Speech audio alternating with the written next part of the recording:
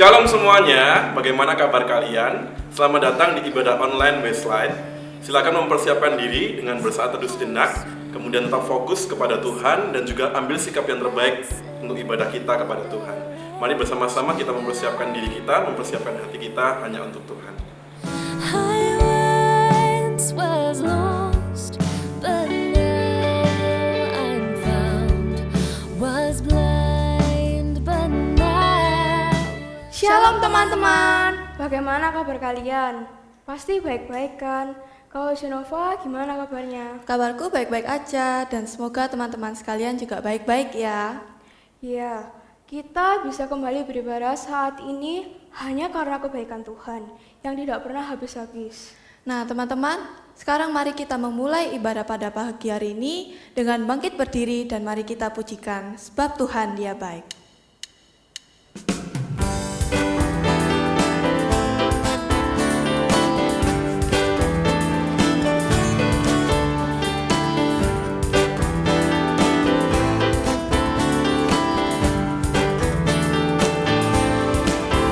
Mari masuk gerbangnya dengan hati bersyukur, halamannya dengan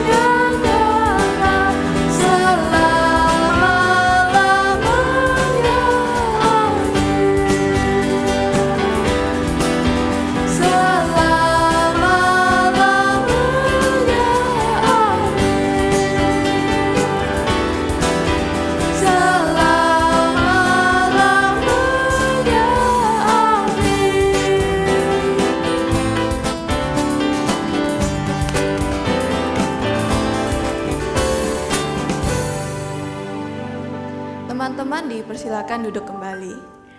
Teman-teman, aku mau nanya nih, selama seminggu ini sudah ngapain aja ya? Tentu saja selain telah berbuat hal-hal yang baik, kita semua juga telah melakukan hal-hal yang tidak baik di mata Tuhan. yang akhirnya menyakiti keluarga kita, teman kita, ataupun diri kita sendiri. Sekarang mari kita mengambil waktu ini untuk datang kepada Tuhan dan mengakui semua dosa dan kesalahan kita.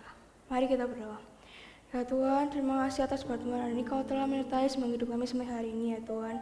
Ya Tuhan, tolong ampunilah segala dosa kami yang seminggu ini kami lakukan ya Tuhan. Kiranya hanyalah Engkau yang bisa mengampuni segala dosa kami ya Tuhan. Terima kasih ya Tuhan, serahkan doa ini ke dalam tangan-Mu Tuhan. Dalam nama Tuhan Yesus kami berdoa dan mengucap syukur. Haleluya, amin.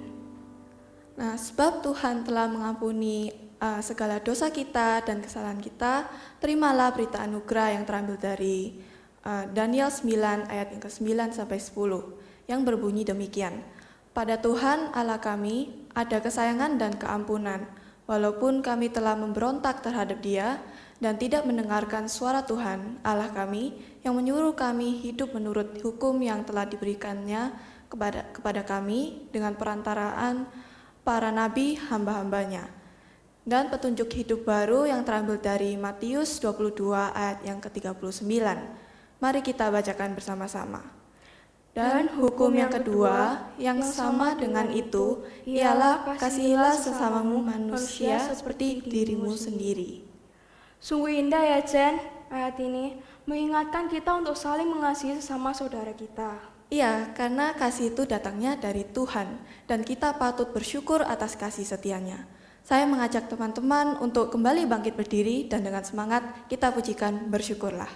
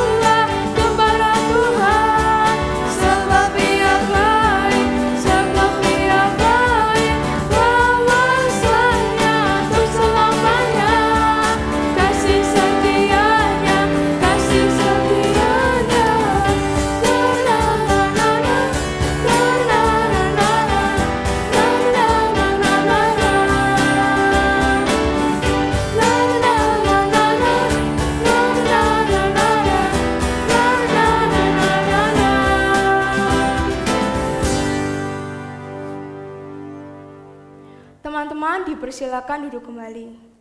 Sekarang sudah tiba saatnya kita akan mendengarkan firman Tuhan yang dapat menuntun kita untuk menjalani hidup kita bersama Tuhan. Ya, sebelumnya mari kita mempersiapkan hati kita sambil memujikan Jadikan Aku Indah.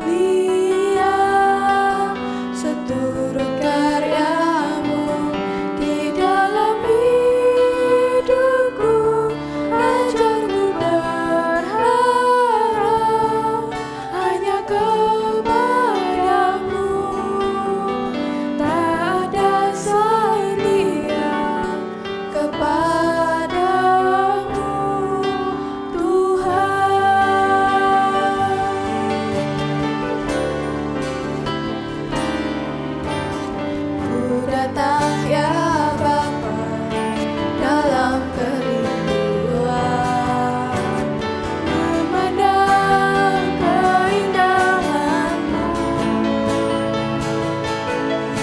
Ku berikan segalanya, semuanya yang ada. Ku ingin menyenangkan hati-Mu, Tuhan. Jadikan aku indah, yang Kau pandang mulia, seturut karya-Mu di dalam hidupku. Ajarku berharap hanya kepada-Mu, taat dan setia kepada-Mu, Tuhan. Jadikan aku indah, yang Kau pandang mulia, seturut karya-Mu di dalam hidupku. Ajarku berharap hanya kepada-Mu, taat dan setia kepada-Mu, Tuhan. Taat dan setia, taat dan setia, taat dan setia kepada-Mu, Tuhan.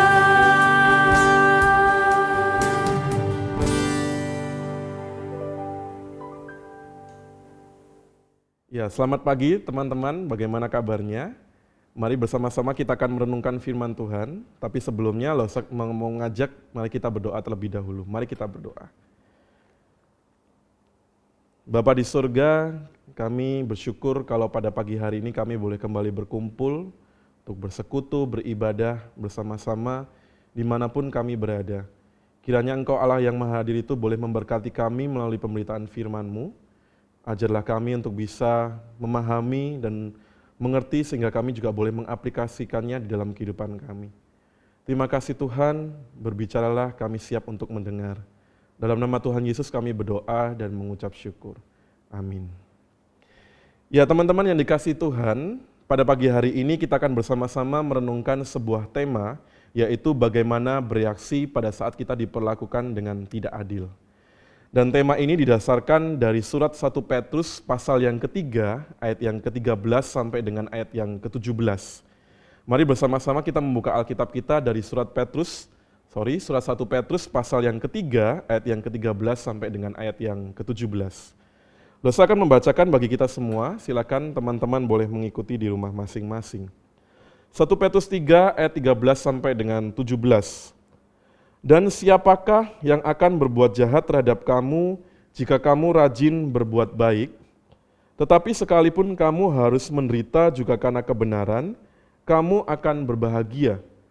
Sebab itu janganlah kamu takuti apa yang mereka takuti dan janganlah gentar. Tetapi kuduskanlah Kristus di dalam hatimu sebagai Tuhan, dan siap sedialah pada segala waktu untuk memberi pertanggungjawab kepada tiap-tiap orang yang meminta pertanggungjawab dari kamu tentang pengharapan yang ada padamu. Tetapi haruslah dengan lemah lembut dan hormat, dan dengan hati nurani yang murni, supaya mereka yang memfitnah kamu karena hidupmu yang saleh dalam Kristus menjadi malu karena fitnahan mereka itu. Sebab lebih baik menderita karena berbuat baik, jika hal itu dikehendaki Allah, daripada menderita karena berbuat jahat. Sebab juga Kristus telah mati sekali untuk segala dosa kita, Ia yang benar untuk orang-orang yang tidak benar, supaya Ia membawa kepada Allah Ia yang telah dibunuh dalam keadaannya sebagai manusia, tetapi yang telah dibangkitkan menurut roh. Ya, demikian pembacaan firman Tuhan. Teman-teman yang dikasihi Tuhan, masih ingatkah kita pada bulan Agustus 2020 yang kemarin Jagat maya dihebohkan dengan satu desain logo HUT RI yang ke-75. Mari kita boleh menyaksikan sejenak logo ini. Logo ini sempat menjadi kontroversial beberapa waktu yang lalu, terutama ada beberapa hal pihak-pihak tertentu yang memberikan reaksi yang berbeda terkait dengan desain logo yang sudah dikeluarkan, yang sudah dipublikasikan. Salah satunya adalah organisasi masyarakat dari DSKS atau Dewan Syariah Surakarta yang pada waktu itu memberikan reaksi yang cukup keras, di mana mereka mengatakan bahwa logo ini menyerupai lambang salib yang biasanya dipakai oleh orang-orang Kristen. Hal tersebut juga membuat geger dunia maya, terjadi pro dan kontra di antara masyarakat Indonesia pada waktu itu. Ada yang juga mendukung pendapat dari DSKS mengatakan memang ini terkait dengan isu kristenisasi. Tetapi di lain pihak justru ada yang mengapresiasi, mengatakan bahwa logonya ini adalah logo yang sangat keren. Logo yang benar-benar bisa menggambarkan semangat persatuan dan kesatuan Indonesia. Akan tetapi bersyukur Kementerian Sekretariat Negara terkait dengan isu ini kemudian dia memberikan konfirmasi, dia mengatakan bahwa sesungguhnya logo ini tidak berbicara tentang lambang salib. Tetapi logo ini memang murni merupakan logo HUT RI yang ke-75 yang didesain sedemikian rupa. Mereka menggunakan konsep yang namanya konsep super grafik, di mana logo 75 tahun itu dipecah menjadi 10 bagian, dan sekali lagi 10 bagian ini menggambarkan komitmen dan nilai-nilai luhur Pancasila. Kemudian kesalahpahaman ini kemudian juga ditanggapi oleh Presiden Jokowi ketika dia menyampaikan pidato kenegaraannya dalam sidang tahunan MPR RI tahun 2020 beberapa waktu yang lalu. Menariknya beliau mengatakan demikian. Demokrasi memang menjamin kebebasan, namun kebebasan yang menghargai hak orang lain. Jangan ada yang merasa paling benar sendiri dan yang lain dipersalahkan. Jangan ada yang merasa paling agamais sendiri, jangan ada yang merasa paling Pancasialis sendiri. Teman-teman yang dikasihi Tuhan, belajar dari peristiwa ini, bukankah kita bisa mengambil sebuah kesimpulan? Seringkali sebagai anak-anak Tuhan, kita memiliki kehidupan yang diperlakukan dengan tidak adil. Sebagai contoh, misalnya kita sebagai golongan minoritas di tengah masyarakat yang majemuk, kita bukankah seringkali disalahpahami, kita seringkali mungkin juga sesekali disudutkan, dan tidak menutup kemungkinan terkadang kita juga bisa mengalami aniaya dan penderitaan tertentu. Akan tetapi, di balik semuanya itu kadang kembali lagi tergantung dari respon kita, bagaimana kita boleh bereaksi dengan apa yang sudah kita rasakan di dalam kehidupan terkait dengan perlakuan tidak adil yang kita rasakan. Mungkin kita bisa memberikan reaksi yang berlebihan, kita melakukan tindakan anarkis, dan kadang mungkin yang bisa kita lakukan, kita melakukan cuitan-cuitan yang bersifat tidak benar gitu ya, yang berada dalam media sosial kita masing-masing. Kita menjadi terprovokasi dengan tindakan yang kita terima, perlakuan tidak adil yang kita terima. Di lain pihak, sebagai anak-anak Tuhan, bukankah ketika kita juga berusaha untuk hidup kudus dan benar di hadapan Allah, kita seringkali juga mendapatkan perlakuan tidak adil terhadap sesama kita. Bukan dari keyakinan yang lain, mungkin perlakuan tidak adil itu muncul dari sesama orang-orang percaya, sesama teman-teman kita yang ada di sekitar kita. Kita menjadi dibully, kita diolok-olok, kemudian dikatakan, wah kamu sok suci gitu ya, kamu kelihatan alim sekali gitu ya, berbeda dengan kita gitu ya. Sehingga kita merasa tertekan, kita merasa terintimidasi sebagai anak-anak Tuhan yang berusaha untuk melakukan hidup kudus di hadapan Tuhan. Demikian juga yang dirasakan oleh orang-orang Kristen yang ada di Asia Kecil pada waktu itu, yang tercatat dalam surat 1 Petrus pasal yang ketiga, ayat yang ke-13 sampai dengan ayat yang ke-17. Di situ Rasul Paulus menulis surat ini kepada orang-orang pendatang yang tersebar di wilayah Asia Kecil di Kekaisaran Romawi pada waktu itu. Mereka adalah orang-orang percaya yang kemungkinan besar mereka bertobat pada waktu terjadi Pentakosta, dan ketika Rasul Paulus berkhotbah dengan berapi-api, sehingga ketika mereka pulang ke tempat mereka masing-masing, mereka boleh bertobat, mereka boleh mempunyai iman yang baru di dalam Yesus Kristus. Teman-teman bisa melihat itu dalam Kisah Para Rasul pasal yang kedua, ayat yang ke-9 sampai dengan ayat yang ke-11. Nah, ketika mereka pulang ke tempat mereka masing-masing dengan iman yang baru, kehidupan mereka selanjutnya bukan berarti berjalan dengan mulus, teman-teman. Kalau teman-teman perhatikan dalam surat 1 Petrus pasal yang ketiga, dalam ayat-ayat yang sebelumnya, di situ dicatat orang-orang percaya pada waktu itu justru mereka mengalami penderitaan. Mereka difitnah, mereka dihina, mereka diperlakukan dengan tidak adil. Sekali lagi mereka juga adalah golongan minoritas pada waktu itu dibandingkan dengan orang-orang yang beragama Yahudi dan juga mereka mendapatkan tekanan dari pemerintah Romawi karena iman percaya yang mereka miliki. Di tengah bangsa-bangsa yang kafir, di tengah dunia yang gelap, mereka harus menyatakan terang itu, terang Kristus, sehingga mereka harus mengalami penderitaan.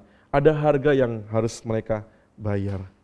Akan tetapi menariknya teman-teman yang dikasih Tuhan, di tengah-tengah penderitaan yang dialami oleh orang-orang percaya pada waktu itu, justru mereka dipanggil untuk bisa menjadi terang. Mereka dipanggil untuk menderita. Tetapi menderitanya bukan karena menderita tanpa alasan, tetapi mereka dipanggil menderita oleh karena kebenaran yang dilakukan. Oleh karena itu teman-teman yang dikasih Tuhan, Rasul Petrus pada hari ini juga mengajak kita untuk memiliki respon yang benar, untuk bersikap yang benar ketika kita mengalami perlakuan yang tidak adil di dalam kehidupan kita. Ketika kita difitnah, ketika kita dianiaya, respon apa yang hendak kita berikan kepada mereka yang memusuhi kita, yang menganiaya kita? Apakah kita akan melakukan pemberontakan? Mungkin kita melakukan demonstrasi kalau itu skalanya besar gitu ya. Kita mengadakan perlawanan.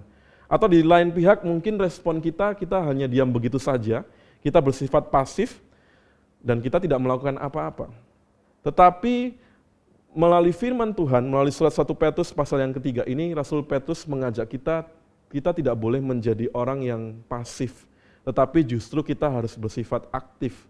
Tetapi keaktifan yang harus kita tunjukkan bukan keaktifan yang bersifat anarkis, melakukan satu perlawanan dengan gencatan senjata dan sebagainya, tetapi keaktifan yang kita lakukan sebagai orang percaya ini, Rasul Petrus mengatakan dalam ayat yang ke-13 dan 14, kita diminta untuk rajin, aktif untuk berbuat baik. Nah teman-teman yang dikasih Tuhan, kalau kita boleh renungkan sekali lagi terkait dengan perilaku adil yang mungkin selama ini kita alami di dalam kehidupan kita sebagai orang-orang percaya, terkait dengan status kita sebagai golongan minoritas, bukankah terkadang penganiayaan itu muncul, perlawanan itu muncul, karena sikap tidak peduli kita terhadap orang-orang yang ada di sekitar kita. Kita tidak mau bersentuhan dengan mereka, kita memiliki sikap yang sombong, sehingga kita tidak mau sama sekali menyatakan kasih kepada mereka. Sehingga ketika kita berhadapan dengan mereka, image kita sebagai orang-orang percaya justru menjadi orang-orang yang sombong, orang-orang yang tidak peduli. Seringkali penderitaan, sekali lagi ingin saya katakan, muncul karena ketidakpedulian kita kepada orang-orang yang ada di sekitar kita. Oleh karena itu, ketika kita diminta untuk rajin berbuat baik, artinya apa? Kita diminta untuk tetap ramah, kita tetap diminta untuk peduli kepada sesama kita. Dan di sini Rasul Petrus meminta kepada orang-orang percaya pada waktu itu untuk menunjukkan keramahan dan kepedulian itu tidak hanya 1 atau 2 kali, tetapi sepanjang kehidupan kita sebagai orang-orang percaya, kita harus menunjukkan kepedulian dan sikap ramah kita kepada sesama kita.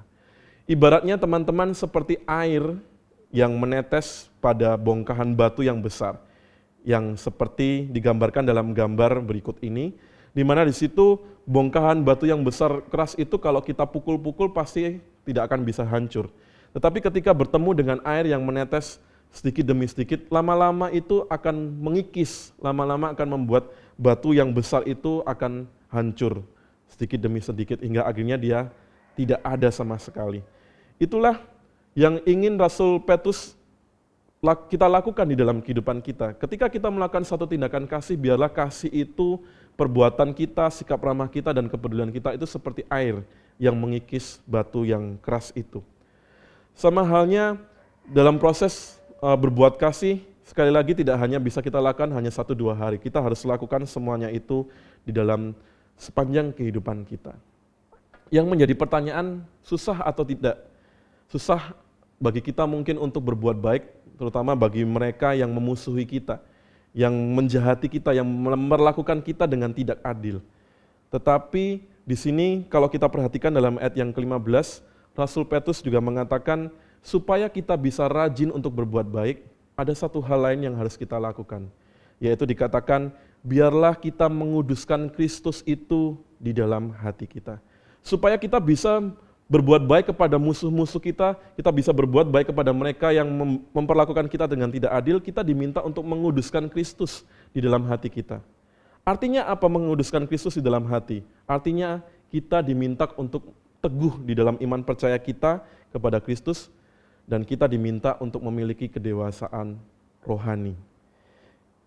Teman-teman yang dikasihi Tuhan, ketika seseorang memiliki iman yang teguh di dalam Yesus Kristus, maka secara otomatis dia akan memiliki kedewasaan rohani. Ketika seseorang memiliki kedewasaan rohani, dia akan memberikan respon yang tepat dan benar ketika aniaya, ketika perlakuan tidak adil itu datang di dalam kehidupannya.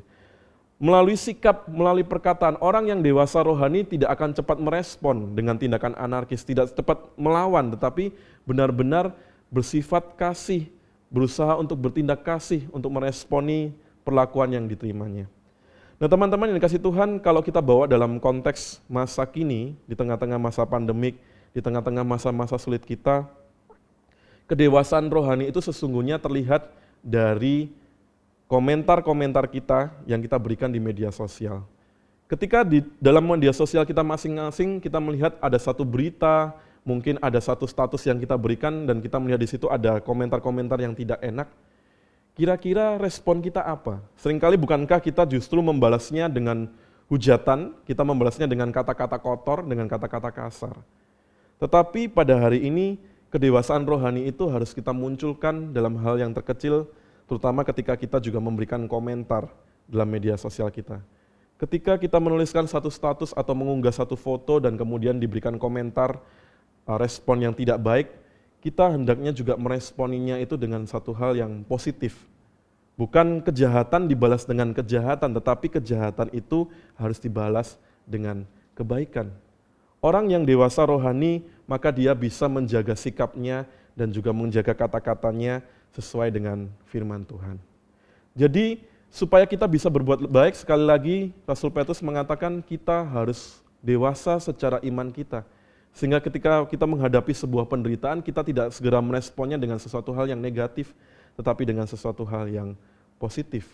Dan ketika kita diperlakukan dengan tidak adil, Rasul Petrus juga mengatakan, hendaklah kita belajar untuk mengampuni. Karena sesungguhnya kita sebagai orang percaya, kita dipanggil menjadi duta-duta perdamaian, di mana kita mempunyai tugas bukan melawan musuh kita, bukan melawan kejahatan dengan kejahatan, tetapi melawan kejahatan itu dengan kebaikan. Apa yang harus kita lakukan? Mulailah dengan mendoakan musuh-musuh kita. Ketika kita menerima perlakuan tidak adil itu, sudahkah kita mendoakan mereka yang sudah membawa penderitaan dalam kehidupan kita? Dengan mengampuni sesungguhnya teman-teman yang dikasihi Tuhan, kita sudah menyerahkan keadilan itu kepada Tuhan. Karena sesungguhnya pembalasan itu ada di tangan Tuhan. Seperti yang Rasul Paulus sampaikan dalam surat Roma pasal yang ke-12 ayat yang ke-19. Tugas kita adalah mengasihi. Pembalasan atas kejahatan yang kita terima dalam kehidupan itu adalah haknya Tuhan. Untuk memberikan keadilan, untuk menyatakan keadilannya di dalam kehidupan kita. Oleh karena itu teman-teman yang dikasihi Tuhan, pada pagi hari ini Lose ingin bertanya beberapa hal. Apakah saat ini hidupmu di tengah-tengah masa-masa sulit ini engkau diperlakukan dengan tidak adil? Apakah perlakuan tidak adil itu muncul di tengah-tengah keluargamu? Engkau dibanding-bandingkan dengan kakakmu, dengan siapa, anak siapa, dan sebagainya? Ataukah mungkin perlakuan tidak adil itu juga engkau rasakan ketika ada di lingkungan sekolah, di lingkungan kampusmu? Dibeda-bedakan satu dengan yang lain, atau mungkin di lingkungan kerjamu, lingkungan masyarakat, atau justru dalam komunitas gerejamu, engkau merasakan perlakuan yang tidak adil. Ketika hal itu terjadi, apa yang menjadi respon dari teman-teman sekalian? Dan pada hari ini Tuhan Yesus menginginkan kita untuk meresponi dengan kasih. Artinya apa? Tetaplah rajin untuk berbuat baik, dan tetaplah kuduskan Yesus di dalam hatimu. Supaya apa? Supaya kita memiliki kedewasaan iman, supaya kita juga memiliki kedewasaan rohani.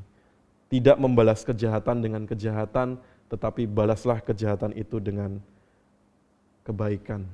Dengan sikap ramah kita, dengan kepedulian kita, sehingga kita boleh memuliakan Tuhan di dalam kehidupan kita. Ini merupakan satu proses yang panjang dan seumur hidup, dan sekali lagi tidak terjadi hanya 1 dan 2 kali. Oleh karena itu, biarlah kita tetap boleh meminta pertolongan Roh Kudus, supaya ketika kita difitnah, kita dibuli dan dianiaya, kita tetap boleh mengampuni dan juga berdoa bagi mereka. Oleh karena itu, sekali lagi, marilah kita tetap boleh mengasihi musuh-musuh kita. Kita mau mendoakan mereka di dalam setiap doa kita setiap hari. Mari bersama-sama kita akan berdoa di hadapan Tuhan. Mari kita berdoa. Tuhan, tidak dapat dipungkiri bahwa seringkali di dalam kehidupan ini kami merasakan perlakuan yang tidak adil. Di tengah masyarakat yang mungkin majemuk ini, kami seringkali menjadi golongan minoritas yang disalahpahamin, disudutkan, dan tidak menutup kemungkinan kami juga terkadang mengalami aniaya. Di tengah komunitas kami, di tengah kegelapan dunia, bukankah seringkali kami juga merasakan perlakuan tidak adil? Ketika kami berusaha untuk hidup kudus dan benar di hadapan-Mu, kami dikucilkan oleh teman-teman komunitas kami sendiri. Oleh karena itu, ajarlah kami untuk tetap mengasihi mereka yang menjadi musuh-musuh kami, yang memperlakukan kami dengan tidak adil. Ajarlah kami untuk memiliki sikap kepedulian dan sikap ramah. Dan ajarlah kami supaya kami tetap berpegang teguh pada Engkau ya Yesus, dan kami boleh memiliki kedewasaan rohani. Terima kasih Tuhan, biarlah apa yang boleh kami dengar dan renungkan ini bisa kami terapkan di dalam keseharian kami. Dalam nama Tuhan Yesus kami berdoa dan mengucap syukur. Amin. Ya teman-teman, tadi kita sudah bersama-sama beribadah, memuji Tuhan dan mendengarkan firman-Nya. Biarlah kita boleh senantiasa tidak hanya mendengar, tetapi kita boleh menjadi pelaku firman Tuhan. Tetap terapkan firman Tuhan ini dalam kehidupan kita sehari-hari, dan jangan lupa kita tetap beribadah setiap hari Minggu, dan sampai ketemu pada minggu yang akan datang. Tuhan Yesus memberkati kita semua. The hour I first believed, my chains are